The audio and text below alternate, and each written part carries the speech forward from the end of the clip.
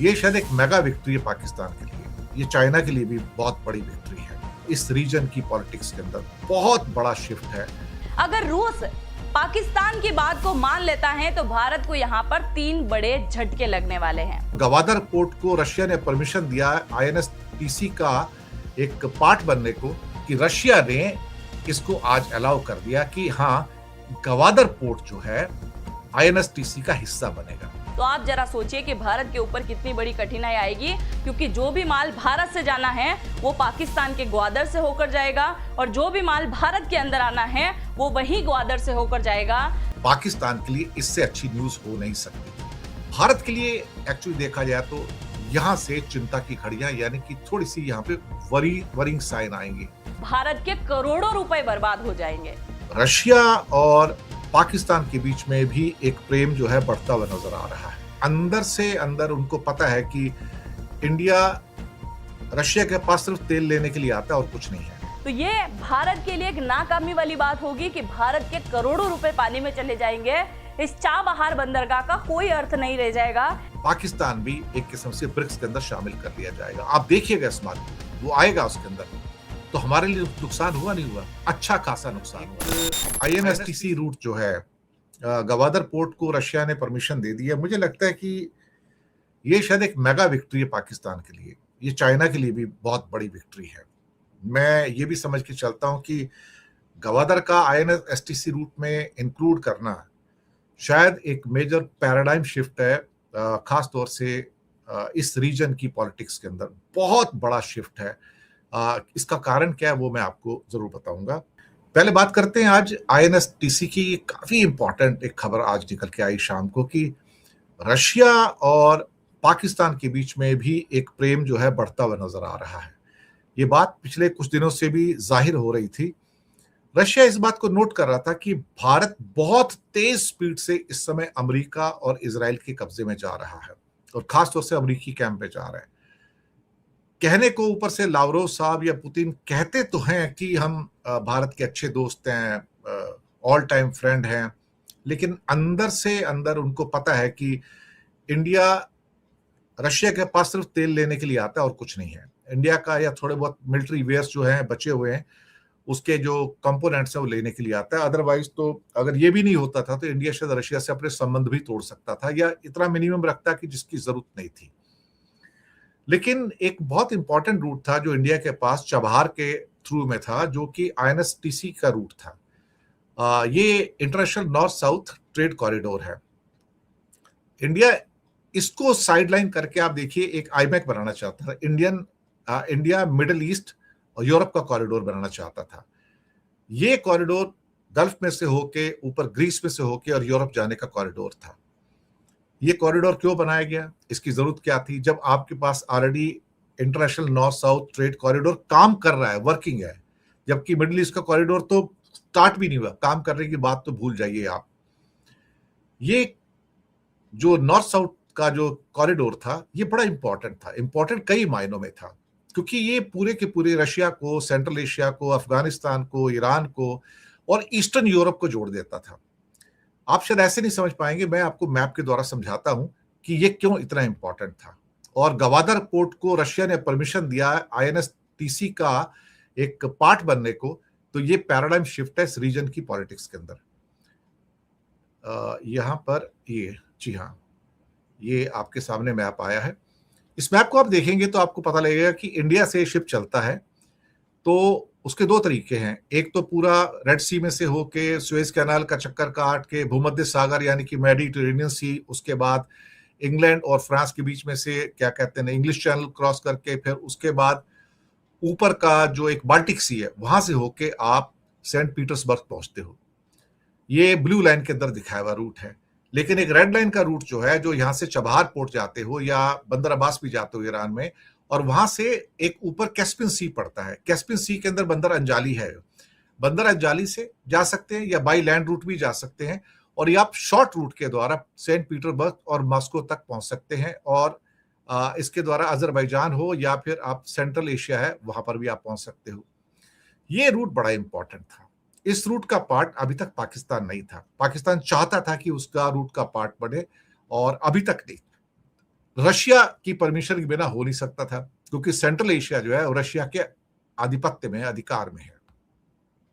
अब इसमें आप देखेंगे यहां पे कि यहां से भी एक रूट निकलता है, एक रूट जो नीले रंग में पूरा घूम के आ रहा है। आप देखो मेडिटेरेनियन भी है, उसमें ऊपर इंग्लिश चैनल भी है, बाल्टिक सी भी है, इधर से रेड सी भी है। तो कितना लंबा रूट है अगर रशिया पहुंचना हो, या इवन आपको कहा जाए तो अपर यूरोप तक पहुंचना हो, ईस्टर्न यूरोप तक पहुंचना हो, तो बहुत मुश्किल है, लंबा है।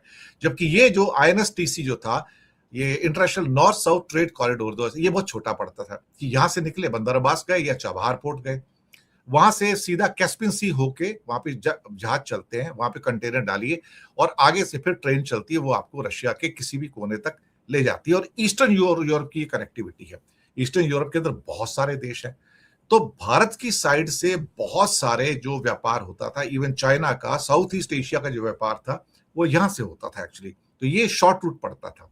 अब एक नक्शा और देखिए यहां पर आप पाएंगे इस नक्शे के अंदर कि चबहार पोर्ट भी बंदर अब्बास से जो रोड जा रही है ऊपर बंदर अंजाली को, उसको आप क्लियर कट देख सकते हैं यहाँ पर। जी हाँ, चबहार पोर्ट जो इंडिया ने डेवलप किया था अब वापस दे दिया गया है। तो बंदर अब्बास के साथ जो रोड तेहरान की ओर जा रही है और ऊपर अंजाली पोर्ट के ऊपर जा रही है, ये वहां पर आप देखेंगे तो मॉस्को जाने का रूट बहुत क्लियर आपको नजर आता है। यहाँ पे बीच में बाकू भी पड़ता है, यहाँ पर अजरबैजान का। अब इसके साथ में पाकिस्तान भी है, वो बताता हूं आपको मैं यहां से। इस नक्शे को अगर आप देखेंगे तो आपको पता लगेगा कि यहाँ पर चबहार पोर्ट या बंदर अब्बास से आप सीधा रशिया जाते हैं और सेंट्रल एशिया जाते हैं, ईस्टर्न यूरोप को भी जाते हैं। एक राइट का जो मैप है इसमें आप देखेंगे कि गवादर पोर्ट बहुत ज्यादा दूर नहीं है चबहार पोर्ट से। चबहार पोर्ट बॉर्डर के ईरान और पाकिस्तान बॉर्डर के करीब 70-80 किलोमीटर इधर और ये 70-80 किलोमीटर इधर, बस टोटल मिला के 140-150 किलोमीटर का फर्क है दोनों में। एक अगला मैप पे शायद आपको पिक्चर ज्यादा क्लियर नजर आएगी। अब यहां से देखिए कि आप सीधा यहां से, ये जो गवादर पोर्ट है, गवादर पोर्ट से आप सीधा चबहार पोर्ट के कनेक्शन को आते हैं, बाय रोड आते हैं, और फिर आप कैस्पियन सी होके बहुत आराम से आप रशिया और ईस्टर्न यूरोप को सप्लाई कर देते हैं। एक्चुअली ये रूट चाइना को भी चाहिए था, मैं आपको बताऊं, सच कहा जाए तो इस रूट की जो जरूरत थी वो चाइना को भी थी। और चाइना के लिए, चूंकि गवादर पोर्ट चाइना का पोर्ट है, चाइना ऑपरेटेड पोर्ट है, तो वो सीपैक रूट का एक पूरा जो एक होता है चाइना पाकिस्तान इकोनॉमिक कॉरिडोर का महत्वपूर्ण हिस्सा है। यहाँ पे चाइना का नेवल शिप्स भी रहते हैं, सबमरीन्स भी रहती हैं। यहाँ पे चाइना ने एक इंटरनेशनल एयरपोर्ट भी डेवलप किया है। रशिया ने अलाउ किया साहब इसको। सबसे इंपॉर्टेंट न्यूज ये कि रशिया ने इसको आज अलाउ कर दिया कि हाँ, गवादर पोर्ट जो है INSTC का हिस्सा बनेगा। मुझे लगता है कि पाकिस्तान के लिए इससे अच्छी न्यूज हो नहीं सकती थी कि पाकिस्तान का गवादर पोर्ट का यूज बढ़ जाएगा। वहां से सीधा का सीधा जो ट्रक्स हैं कंटेनर को लेके सीधा का कैस्पियन सी पे पहुंच जाएंगे, वहां पे जो बंदर अब्बास से भी रोड जा रही है, चबहार से भी रोड जा रही है। यानी कि गवादर से निकले 140 किलोमीटर 150 किलोमीटर की रोड तय की और आप ईरान के मेन हाईवे से अटैच कर जाते हो और अटैच करके सीधा ऊपर कैस्पियन सी पे चले जाते हो। रशिया ने पाकिस्तान के गवादर पोर्ट को international north south transport corridor में शामिल करने पर एग्रीमेंट कर लिया और रशिया के डिप्टी प्राइम मिनिस्टर अलेक्सी ओवरचुक ने आज इस लिंक को वेरीफाई किया और उसको अलाउ कर दिया। पाकिस्तान इसके लिए बहुत कोशिश में लगा था, जिस पर अब रशिया तैयार हो गया। भारत के लिए एक्चुअली देखा जाए तो यहां से चिंता की घड़ियां, यानी कि थोड़ी सी यहां पे वरिंग साइन आएंगी कि अल्टीमेटली हो क्या रहा है। क्योंकि मैंने पहले भी जैसे बताया कि हो क्या रहा है अल्टीमेटली, कि भारत तेल को छोड़ दो अगर, या छोटे मोटे जो आर्मी के कंपोनेंट्स, तो भारत तो कुछ खरीदता ही नहीं वहां से। जब आप कुछ लेते ही नहीं वहां से, तो आप धीरे धीरे आप उसको अवॉइड कर रहे थे। रशिया की सैंक्शन का इतना डर इंडिया को, इतना डर कि साहब आपने पूरा का पूरा रशिया का तेल लेना छोड़ दिया, गैस लेना छोड़ दिया, बाकी चीजें भी लेनी छोड़ दी, तो हालत बहुत खराब थी। इसीलिए शायद हो सकता है कि इंडिया को एक लेसन देने के लिए रशिया जो है पाकिस्तान को साइड कर रहा है। और पाकिस्तान को सपोर्ट करने के लिए चाइना हमेशा रशिया को इंसिस्ट करता था कि आप पाकिस्तान को सपोर्ट करो। अब जैसे कि यहां ब्रिक्स की मीटिंग हुई, अब अगली मीटिंग जब ब्रिक्स की होंगी, खास तौर से जब चाइना और दूसरे देश में होंगी, तो मुझे यकीन है कि उसके अंदर आप पाएंगे कि पाकिस्तान भी एक किस्म से ब्रिक्स के अंदर शामिल कर लिया जाएगा। आप देखिएगा इस बात को, वो आएगा उसके अंदर, और उस समय हम कुछ नहीं कर पाएंगे। वैसे भी इंडिया का रोल इस टाइम ब्रिक्स के अंदर एक साइडलाइन हो चुका है, क्योंकि हमारा कोई इंटरेस्ट नहीं है। हम अमेरिका की गोदी में जाकर बैठ गए हैं, तो हमने अपने पैरों पर एक्चुअली खुद कुल्हाड़ी मारी है और कुछ भी नहीं है। वैसे भी इंडिया अब I2U2 एक्सिस का हिस्सा बन गया है। I2U2 क्या होता है?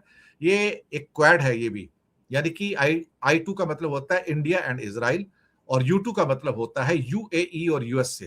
तो ये जो 4 प्लेयर है ना आपस में, ये आपस में इस समय एक गठजोड़ करके बैठे हुए हैं, इंडिया, इजराइल, UAE और USA। और आप सोचिएगा कि इनमें से 3 देशों का तो कट्टर दुश्मन ईरान है। आप बताइए, तो हमारे लिए नुकसान हुआ नहीं हुआ? अच्छा खासा नुकसान हुआ सब। INSTC पे जो नुकसान हमारा है, it's a big gain, political gain and diplomatic gain, मैं कहता हूं, जो पाकिस्तान के लिए है। और चाइना इसके पीछे था और रशिया उसको मान गया। पाकिस्तान भारत के मामले में कुछ ज्यादा ही इंटरेस्ट लेता है। जहां जहां भारत की बात होती है वहां वहां पाकिस्तान भी पहुंच जाता है।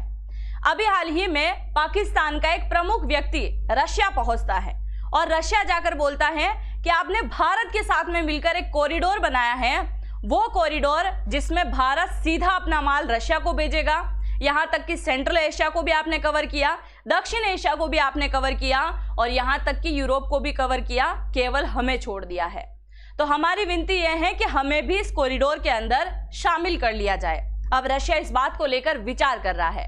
अगर रूस पाकिस्तान की बात को मान लेता है तो भारत को यहाँ पर 3 बड़े झटके लगने वाले हैं। सबसे पहले आप जरा यहाँ पर देखिए, कल रात में एक खबर निकल के आई जो वाकई में चौंकाने वाली है। खबर इस प्रकार की है कि पाकिस्तान चाहता है कि हमारे ग्वादर को INSTC गलियारे के साथ में जोड़ दिया जाए, और इस डिमांड को लेकर कहां पहुंच गया? रशिया पहुंच गया। और यह रशिया जाकर रशिया का कजान फोरम जो है उसके अंदर जाकर मांग उठा दी। मांग इस प्रकार की है कि पाकिस्तान ने तो कभी रशिया का बुरा नहीं किया, हम भी तो भारत के जैसे आपके मित्र हैं, तो आप हमारी मदद भी कर दीजिए, और हमारी मदद के लिए आप हमें इस कॉरिडोर के साथ में कनेक्ट कर लीजिए। अब आपके माइंड में सबसे बड़ा सवाल ये आ रहा है कि जब पाकिस्तान रशिया पहुंच गया है और रशिया वालों के सामने डिमांड रख रहा है कि हमारी बात को मान लो और हम भी आपके एक बहुत बड़े सहायक बनेंगे, हम तो कोई दुश्मन नहीं है। अगर मान लो कि रशिया ने यहां पर पाकिस्तान की बात मान ली तो भारत के ऊपर 3 बड़े खतरे आ जाएंगे। पहले खतरे की अगर हम बात करें तो यह कॉरिडोर बना क्यों था? INSTC कॉरिडोर जिसका नाम है, जिसे international north south transport corridor हम बोल रहे हैं, बनाया क्यों था? केवल और केवल पाकिस्तान को बाईपास करने के लिए, क्योंकि यह पाकिस्तान अपनी हरकतों से कभी भी बाज नहीं आ सकता। अगर ये भी इसमें CPEC प्रोजेक्ट के तहत या फिर ग्वादर बंदरगाह के तहत जुड़ जाता है तो जिस हिस्से को बाय आउट करने के लिए भारत ने इस प्रोजेक्ट में शामिल होना पसंद किया था वो ही इस नेटवर्क का हिस्सा बन जाएगा। तो आप जरा सोचिए कि भारत के ऊपर कितनी बड़ी कठिनाई आएगी, क्योंकि जो भी माल भारत से जाना है वो पाकिस्तान के ग्वादर से होकर जाएगा, और जो भी माल भारत के अंदर आना है वो वही ग्वादर से होकर जाएगा। तो ये हमारे दुश्मन देश के अंदर आने जाने वाली बात हो गई है। इसीलिए भारत कभी नहीं चाहेगा कि इस प्रोजेक्ट के अंदर पाकिस्तान शामिल हो जाए, क्योंकि इसे ही तो हटाने के लिए कहीं ना कहीं ये प्रोजेक्ट बना था। तो पहली कठिनाई तो आप समझ चुके हैं कि ग्वादर बंदरगाह का हमें सहारा लेना पड़ेगा। दूसरी बात अगर हम बात करें तो चाइना पहले से ही प्रत्यक्ष रूप से पाकिस्तान के अंदर बैठा हुआ है, और पाकिस्तान को इस प्रोजेक्ट से जोड़ना यानी कि अप्रत्यक्ष रूप से चाइना को इस प्रोजेक्ट से जोड़ देना, क्योंकि आप सभी जानते हैं कि इस पाकिस्तान के अंदर CPEC प्रोजेक्ट चला रखा है ना। इसी पाकिस्तान के बगल में अफगानिस्तान की अगर हम बात करें तो यहां से होते हुए इसने बेल्ट एंड रोड इनिशिएटिव लगा रखा है। तो यहां से एक सड़क मार्ग निकल रहा है, तो चाइना को टाइम भी नहीं लगेगा कि यहां पे भी एक नए प्रकार की सड़क जाल वो बूंद देगा। ऑलरेडी यहां पर सड़क और रेल मार्ग बना चुका है। तो अप्रत्यक्ष रूप से भारत के सबसे बड़े दुश्मन को शामिल करने वाली बात होगी, और जब वो यहां पर शामिल होगा और इन फ्यूचर अगर भारत चाइना का युद्ध हुआ तो हमारे लिए सबसे बड़ा सुरक्षा का खतरा यहीं से दिखाई देगा, क्योंकि व्यापार केवल तेल गैस या खाने पीने की चीजों का ही नहीं होता है। कई सारी ऐसी चीजें होती हैं जो सीधा भारत पहुंचती हैं, जिसके अंदर हमारे सैनिकों से रिलेटेड भी चीजें होती हैं। तो वो सीधे तरीके से बात किसके पास जाएगी? चाइना के पास में। तो ये भी हमारे लिए एक बहुत बड़ी कठिनाई वाली बात है। तीसरी सबसे बड़ी बात, भारत के करोड़ों रुपए बर्बाद हो जाएंगे। भारत के करोड़ों रुपए कैसे बर्बाद होंगे?